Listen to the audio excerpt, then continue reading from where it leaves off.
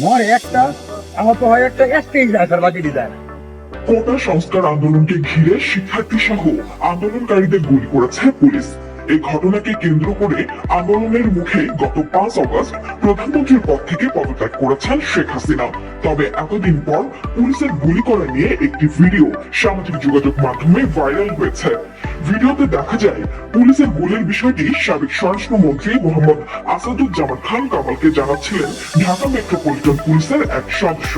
নেমপ্লেটে দেখা গেছে ওই পুলিশের নাম ইকবাল, এর চেয়ে তার সম্পর্কে কিছু জানা যায়নি।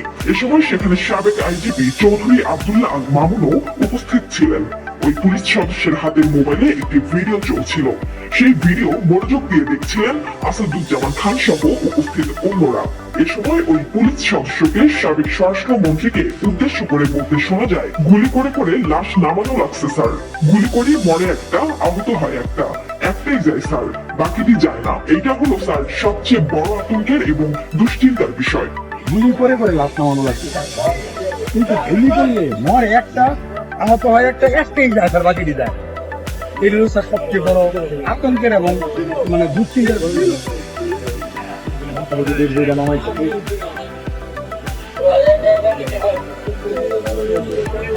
মোটা মোটা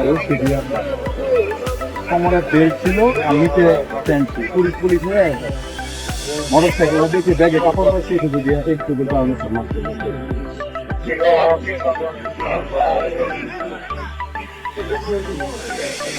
এই মুহূর্তে যখন 16 তারিখ আছে প্রথমে জড়িয়ে বলে যদি 16 তারিখের পর থেকে গুলি করে করে লাশ নামানো লাগছে, কিন্তু গুলি করলে মরে একটা, আহত হয় একটা, একটাই যায় তার বাকি দেয়। এটা হলো স্যার সবচেয়ে বড় আতঙ্কের এবং দুশ্চিন্তার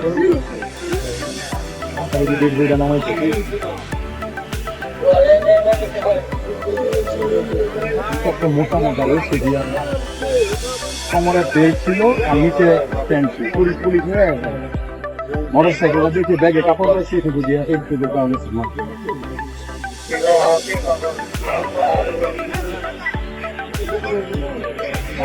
এই মুহূর্তে যখন 16 তারিখ আছে প্রথমে জড়িয়ে বলে যদি 16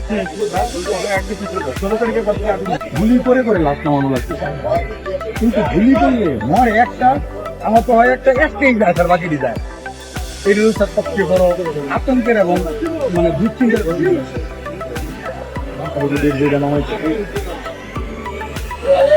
মোটর সাইকেল দেখে ব্যাগে কাপড় পাইছে একটু দিয়ে একটু কারণে